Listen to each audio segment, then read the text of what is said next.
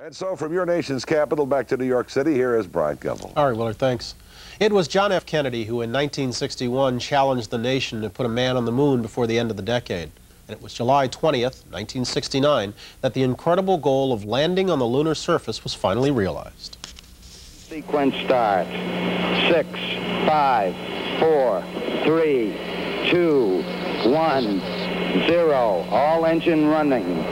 Liftoff. We have a July 16, 1969, 9:32 a.m. Apollo 11 thundered from the pad at the Kennedy Space Center. The mission went without a hitch, and 4 days later, the lunar module known as Eagle separated from the command module and initiated a powered descent to the moon. With almost 1 billion people watching around the world, Neil Armstrong stepped to the surface. Okay, engine stop. Houston, Tranquility Base here. The Eagle has landed. Rocket. It's one small step for man, one giant leap for mankind. Yes, indeed. They've got the flag up now, and you can see the stars and stripes on the lunar surface. Up now, and you can see the stars and stripes on the lunar surface. Beautiful, just beautiful. From the Air and Space Museum in Washington, D.C., our pleasure to welcome the crew of Apollo 11, Neil Armstrong, Buzz Aldrin, Mike Collins. Gentlemen, good morning all. Good morning, Brian. In 20 years, have you grown kind of weary of being asked about this? What's the story? Oh, I don't think so. We really enjoy remembering those very special days, and actually not too many days have come up when we get the chance to reflect on it. Neil, you are today, by all accounts, a very private man who kind of shuns publicity. Is that a result of the glare of your achievement? No, I don't really shun publicity, but I'm not naturally attracted to it, so I probably don't volunteer for as many jobs as some of the others. Buzz Aldrin, Mike Collins, does it seem like yesterday? Does it seem like 20 years ago, or does it seem even more distant than that? Well, I've been thinking a good bit about it this last year while I've been writing a book, but it still does seem like a good while back. I'm the first one that's going to reach 60 in this group, and it's going to happen during 1990. Mike Collins, but for today, how often are you reminded of your achievement? Well, if I go out back and look up in the sky and see the moon, either I can remember where I was 20 years ago, or I can pretend I've never been there, and it works for me either way. I'm going to assume that it was and continues to be the greatest achievement of each of your lives.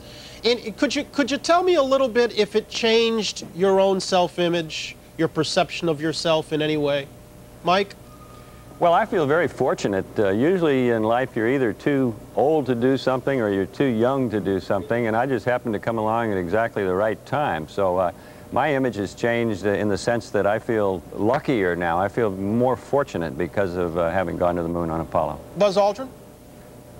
I think going to the moon was one of the most fantastic things that happened in my life. It changed my view of other people and other people's view of me, of course, and I had a little personal difficulty coping with that, but I'm a much finer man today because of growing as a result of all those experiences. Neil Armstrong, same question. Well, we've been given many opportunities as a result of our experiences, and that can't help but affect you, and I think by and large it's for the better. Let's talk a little space business, gentlemen. The shuttle program has, by almost general agreement, proven a sad replacement for the moon missions. Since your landings, NASA's achievements have not been nearly as glorious. Are you disappointed in that? Did you think we'd be farther along by now? I certainly hoped that we would. About 6 years after our flight, we did a joint mission with the Soviets, and then for almost the next 6 years, not one American went into space, and I don't think that's what a pioneering nation ought to be doing after putting together such a remarkable team that we did. So what's it need to spark it to the heights it enjoyed in the 60s, Mike Collins?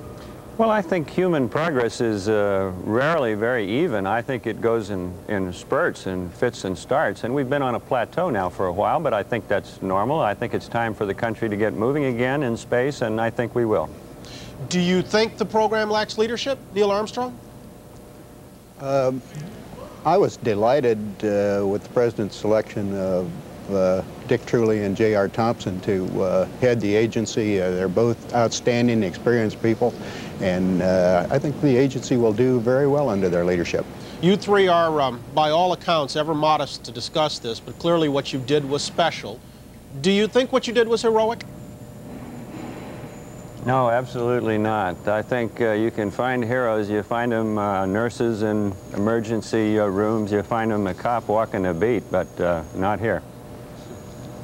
Mike Collins, Buzz Aldrin, Neil Armstrong, I'm sorry to leave you on a point of disagreement, but I think a lot of folks would disagree with you.